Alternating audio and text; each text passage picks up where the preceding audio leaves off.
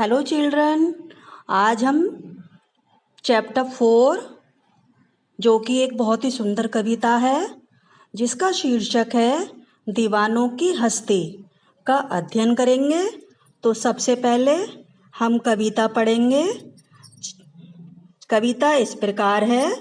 हम दीवानों की क्या हस्ती है, आज यहाँ कल वहाँ चले, मस्ती का आलम साथ चला, हम धूल उड़ाते जहाँ चले, आए बनकर उल्लास अभी, आंसू बनकर बह चले अभी, सब कहते ही रह गए अरे, तुम कैसे आए कहाँ चले, किस ओर चले यह मत पूछो, चलना है बस इसलिए चले, जग से उसका कुछ लिए चले, जग को अपना कुछ दिए चले, दो बात कही दो बात सुनी, कुछ हंसे और फिर कुछ रोए, छक्कर सुख दुख के घूंटों को हम एक भाव से पिए चले। यह कविता भगवती चरण वर्मा द्वारा रचित की गई है, जो कि एक आज़ादी से प्रेरित कविता है, जिसको हम समझने से पहले उसके कुछ कठिन शब्दों के अर्थ समझ लेते हैं, जो कि इस प्रकार हैं।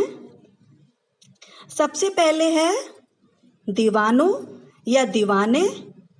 दीवाने का अर्थ है मस्ती का जीवन जीने वाले। अगला है हस्ती। हस्ती का अर्थ है अस्तित्व। मस्ती, मस्ती का अर्थ है खुशी। आलम, आलम का अर्थ है दुनिया, माहौल। धूल उड़ाते, धूल उड़ाते का अर्थ है खुशी मनाते। उल्लास, उल्लास का अर्थ है खुशियाँ। भिखमंगे, जिसका अर्थ है भीख मांगने वाले। स्वच्छंद यानी अपनी इच्छा के अनुसार चलना या कार्य करना। तो अब कविता का सार समझ लेते हैं। कविता का सार कुछ इस प्रकार से है।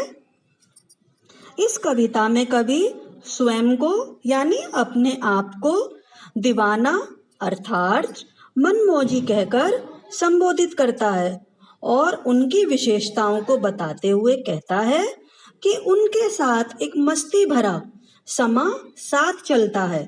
क्षण भर में खुशी और क्षण भर में दुख बटोरते वे चलते हैं।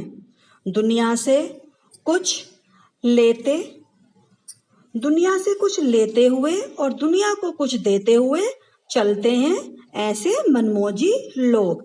इस स्वार्थी दुनिया में वे बहुत और खूब सारा प्यार लुटाते हैं, और जब लोग उनके निस्वार्थ प्रेम को नहीं समझ पाते तो वे बहुत दुखी हो जाते हैं। वे अपने पराये का कोई भेद नहीं रखते। इस बंधन से मुक्त होकर वे ऐसे लोगों के लिए भी दुआ करते हैं जो कि उनका साथ छोड़कर कहीं रुक गए हैं। यह कविता फाका मस्ती और यायावरी का एक उदाहरण है। यायावरी का अर्थ है कि जो लोग बिना रुके टुके आगे चलते रहते हैं, जो किसी भी परिस्थिति में खुश रहते हैं और एक स्वच्छंद जीवन जीना पसंद करते हैं। ओके।